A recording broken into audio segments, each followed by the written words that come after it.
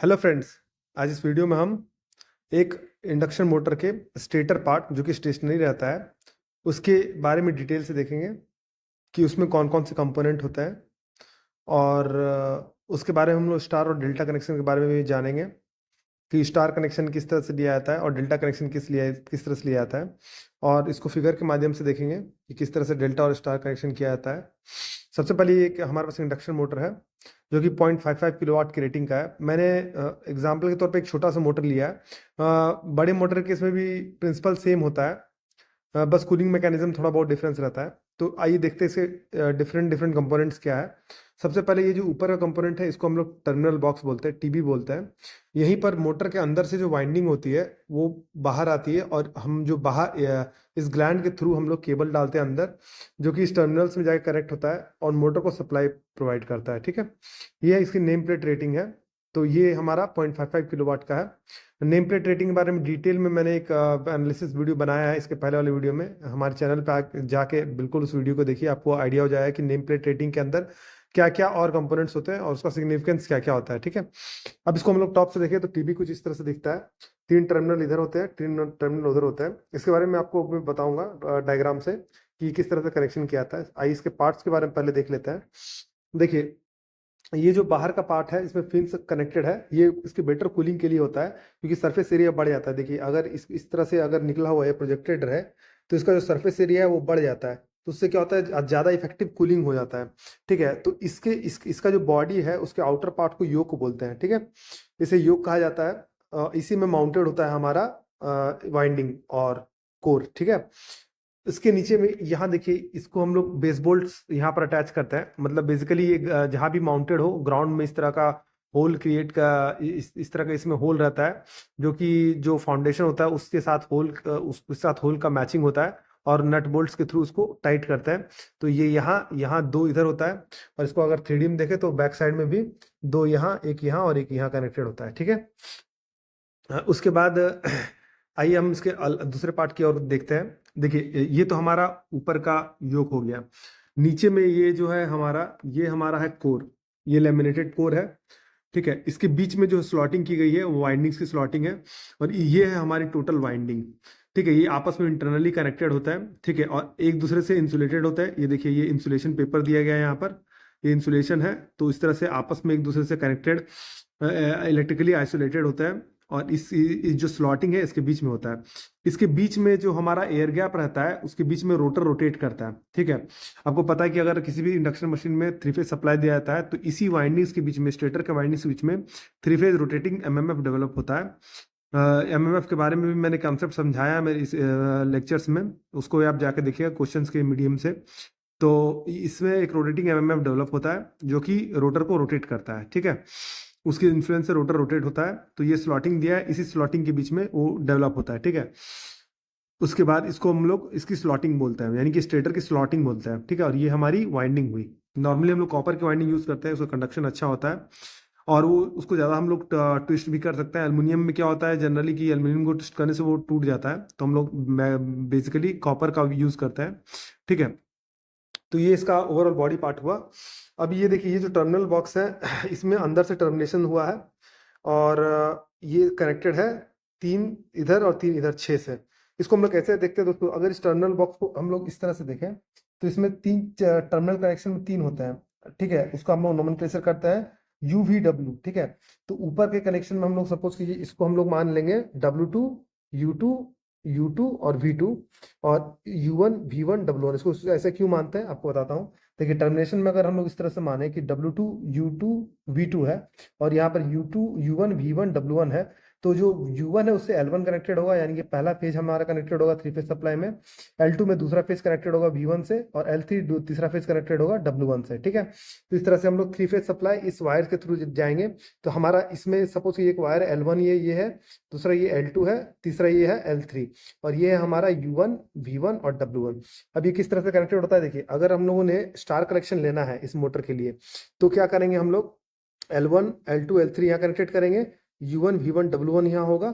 लेकिन ये जो 3 वाइंडिंग है W2, U2 और V2, इन तीनों को हम लोग शॉर्ट कर देंगे आपस में, तो वो स्टार कनेक्शन होगा। कैसे होगा, देखिए, स्टार कनेक्शन में क्या होगा, L1 से हम लोगों ने सप्लाई अप्लाई किया है, उसके बाद U1 का एक टर्मिनल, यानी कि U1 का एक केबल यहाँ आएगा, ठीक है, एक केबल मोटर के अंदर जाएगा, ठीक है, मोटर के अंदर से जाके वो कहाँ से कनेक्टेड होगा, वो U1 U2 V2 W2, यानी कि ये जो तीनों है इन तीनों से कनेक्टेड होगा और ये तीनों आपस में शॉर्टेड होंगे, ठीक है। तो इस तरह से ये तीनों शॉर्टेड होंगे, U2 V2 W2, और U1 इनसे कनेक्टेड होगा। सिमिलरली उन तीनों से V1 भी कनेक्टेड होगा इंटरनली। उसके बाद तीसरा है W1, वो W1 भी कनेक्टेड होगा। इन तीनों को शॉर्ट कर देंगे तो इनसे इनसे ये कनेक्टेड होगा इंटरनली। किस फॉर्म में, वो स्टार के फॉर्म में कनेक्टेड होगा, ठीक है। तो ये तीनों शॉर्ट है आपस में, तो ये एक स्टार कनेक्शन होगा, जिसमें बेसिकली आपको क्या ध्यान देना है, ये तीनों जो है एक प्लेट के थ्रू आपस में कनेक्टेड होंगे, शॉर्टेड होंगे, और U1 V1 W1 में हम लोग अपना RYB तीनों फेज इसमें लगाएंगे, तो ये 3 फेज सप्लाई स्टार कनेक्शन में हो गया, ठीक है। अब हम लोग डेल्टा कनेक्शन में क्या करते हैं दोस्तों, डेल्टा कनेक्शन में क्या करते हैं, ये W2 U2 V2, इसको आपको याद रखने का तरीका क्या है, देखिए U1 V1 W1 यहाँ है, उसमें क्या करना है आपको, एक शिफ्ट कर देना है, यानी कि U1 के सामने U2 होता, अगर नॉर्मल रहता, V1 के सामने V2 होता और W1 के सामने W होता। तो अभी क्या करना है, एक शिफ्ट कर देना है, यानी कि एक शिफ्ट करने पे U2 को इधर से इधर शिफ्ट करने में ये U2 यहाँ आएगा, और यहाँ पर फिर V2 आएगा, है ना, W2 की जगह पर, और U2 की जगह पर W2 आ जाएगा। तो इस तरह से शिफ्ट हो गया। तो आप इस तरह से याद रख सकते हैं कि नॉर्मल U1 के सामने U2 रख के एक शिफ्ट कर देना है राइट साइड में। तो इस तरह U2 V2 और W2। अब क्या करना है, U1 को W2 से, V1 को U2 से, और W1 को V2 से, इससे कनेक्ट कर देना है। इससे कनेक्ट करने से क्या होता है, हमारा डेल्टा कनेक्शन बनता है। कैसे बनता है दोस्तों, देखिए, हमारा 3 फेज सप्लाई का पहला वाइंडिंग R फेज यहाँ पर आया। उसके बाद देखिए W2 और U1 इन दोनों का एक टर्मिनल आपस में कनेक्टेड है। देखिए ये एक टर्मिनल, मान लीजिए ये जो एक टर्मिनल है, ये मोटर के अंदर से आया है। उसका यहाँ पर भी मोटर के अंदर से एक टर्मिनल आएगा, और ये दोनों आपस में कनेक्टेड हो जाएंगे, ठीक है। ये दोनों एक प्लेट से कनेक्टेड हो जाएंगे, एक कंडक्टिंग प्लेट रहता है उससे कनेक्टेड हो जाएंगे। तो ये दोनों आपस में अगर कनेक्टेड हो गए तो दोनों का एक एंड कनेक्टेड हो गया, और इसी एंड के इधर हम लोग यहाँ पर क्या डालेंगे, L1 सप्लाई, यानी कि R फेज का सप्लाई डालेंगे, ठीक है। तो ये हमारा हमारा हो गया L1। अच्छा, W2 यानी कि ये जो वाइंडिंग है जो मोटर के अंदर गई है, उसको इमेजिन कीजिएगा, वो वाइंडिंग जो है वो W1 से कनेक्टेड होगी इंटरनली, मतलब मोटर के अंदर ही।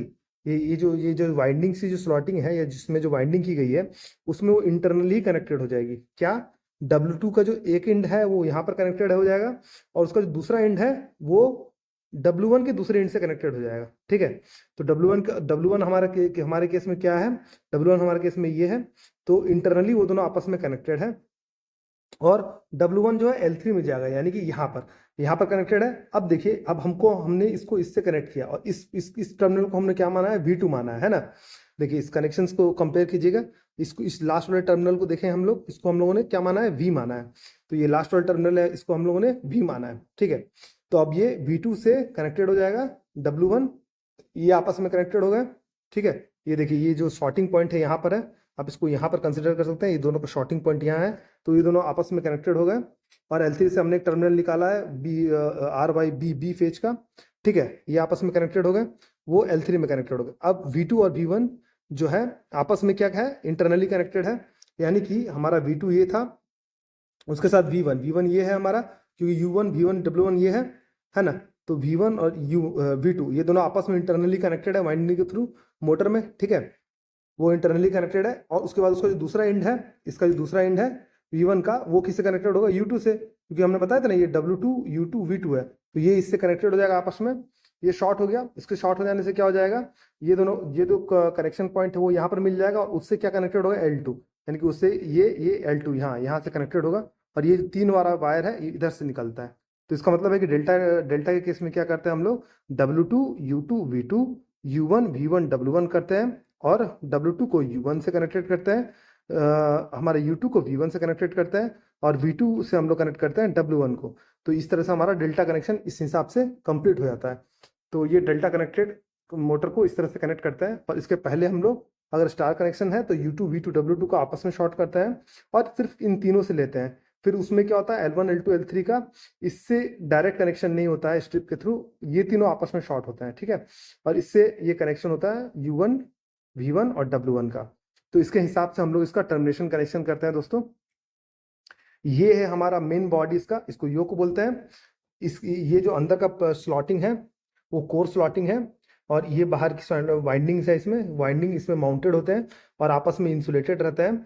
और इसकी स्लॉटिंग है पूरे एक्सिस के अंदर में होती है इसकी स्लॉटिंग पूरी, वहां से लेके यहाँ तक। अब इसमें क्या फिक्स होता है दोस्तों, देखिए ये जो बोल्ट दिए हुए हैं उससे इसका फ्रेम का बाहर का आउटसाइड फिक्स होता है। उसमें क्या कनेक्टेड होता है, उसमें बियरिंग लगी होती है ना। बाहर के स्लॉटिंग में बियरिंग लगी रहती है। उस बियरिंग में रोटर का जो शाफ्ट है वो माउंटेड होता है एक साइड से, और इधर भी एक बियरिंग रहती है, उसमें भी रोटर का शाफ्ट माउंटेड होता है एक साइड से, और उसके हिसाब से वो चलता है। अभी देखिए, अभी रोटर का एक शाफ्ट यहाँ निकला रहता है, तो उसके आउटर पॉइंट पे क्या होता है, एक फैन कनेक्टेड रहता है। फैन क्यों कनेक्टेड रहता है, क्योंकि वो उसको कूल करता है, वाइंडिंग्स को कूल करता है। रोटर घूमता है और उसके वाइंडिंग्स को, मोटर को पूरा कूल करता है। तो एक साइड में एक की रहता है, उससे कनेक्टेड होता है फैन, और उससे वो कूल होता रहता है। तो ये हमारा बेसिक स्ट्रक्चर हो गया स्टेटर का। जिस तरह से छोटा मॉडल मैंने लिया है, इसी तरह से बड़े बड़े रेटी की भी मोटर्स इसी तरह की होती है। और कभी क्या होता है कि वाइंडिंग में कभी शॉर्ट सर्किट हो जाती है, तो इसको निकाल के फिर वाइंडिंग को रीवायर किया जाता है।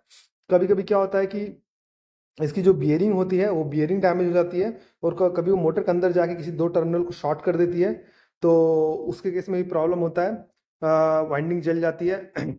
इसमें हम लोग निकालने का तरीका क्या है दोस्तों, सपोज कीजिए कि इसमें कुछ प्रॉब्लम आया, तो हम लोग क्या करते हैं, इन दोनों पॉइंट के बीच में रख के वाइंडिंग कंटिन्यूटी का रेजिस्टेंस चेक करते हैं। अगर इन दोनों के बीच में जो रेजिस्टेंस है, इन दोनों के बीच के रेजिस्टेंस के से इक्वल नहीं आया, तो समझते हैं कि अंदर में कुछ प्रॉब्लम है मोटर का। या तो फिर जब कभी ये मोटर बर्न होती है, तो इसकी एक वाइंडिंग पे हम लोग एक मेगर का एक टर्मिनल रखते हैं, और दूसरा हम लोग अर्थ पे लगा के अर्थ के साथ मेगा ओम मेजर करते हैं। उससे हमें मोटर के फॉल्ट के बारे में पता चलता है। अगर आपको मेगर के बारे में डिटेल में जानना है, तो मैंने इस वीडियो में मेगर से रिलेटेड वीडियो बनाया है, आप उसको जाके देखिए कि मेगर कैसे काम करता है, उससे हम लोग कैलकुलेट कैसे करते हैं, निकालते कैसे हैं। और ये जो पूरा टीबी है दोस्तों, इस पे एक माउंटेड होता है, बोल्ट्स के थ्रू यहाँ पर माउंटेड होता है। तो कभी टीबी भी खराब होने से इसको भी हम लोग निकाल के अलग कर सकते हैं। ये इसका ग्लैंड होता है, इसमें केबल जाता है, और हम लोग उसको अच्छे से इंसुलेट करते हैं, ताकि वाइब्रेशन से और चीज़ों से वो रिलेटिव मोशन ना हो, और उसमें वो केबल डैमेज ना हो। तो ये हमारा मेन पीजेबी से कनेक्टेड रहता है साइट पे। तो स्टेटर के बारे में मैंने जितना भी बताया आपको, आप इसे ध्यान में रखिएगा। तो वीडियो में आज इतना ही। तो मिलते हैं आपसे अगली वीडियो में।